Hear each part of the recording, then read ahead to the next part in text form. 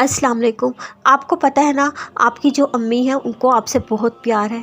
उनका दिल करता है उनके बस में जो भी हो आपके लिए करे, आपको खुशियाँ ला कर दे, आपको बेहतरीन से बेहतरीन चीज़ ला के दे।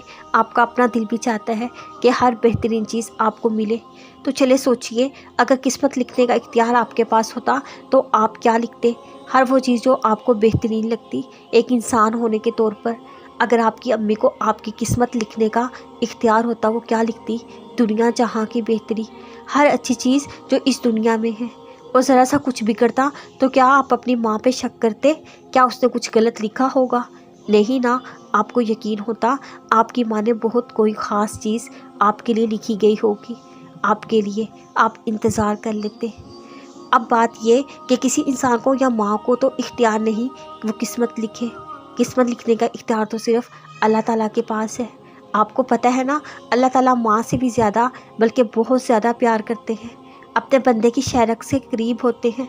तो फिर अल्लाह की मोहब्बत पे शक क्यों करते हो? क्या उसने नहीं लिखा? अगर आप अपनी माँ से बुरा गुमान नहीं रखेंगे तो माँ से भी ज़्यादा करीब और मोहब्बत करने वाले रब पे शक क्यों करते हो?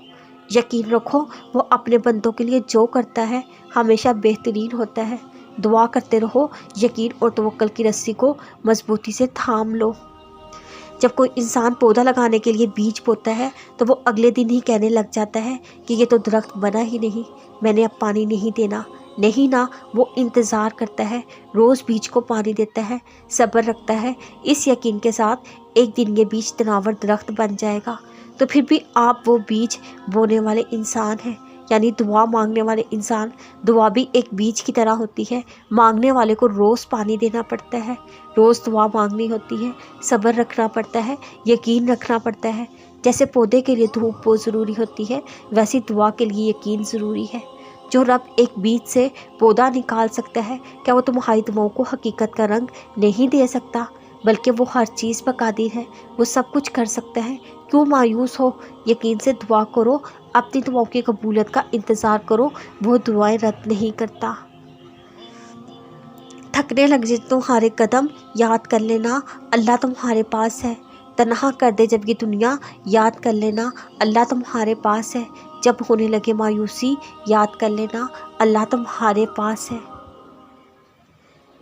अल्लाह ने तुम्हें छोड़ा ही नहीं, तुम्हारी दुआओं को रद्द नहीं किया। अल्लाह तुमसे बेजार नहीं हुआ, तुम थोड़ा इंतज़ार तो करो। वो यकीन करने वालों को उनके यकीन, उनके सब्र का बेहतरीन अजर अता करता है।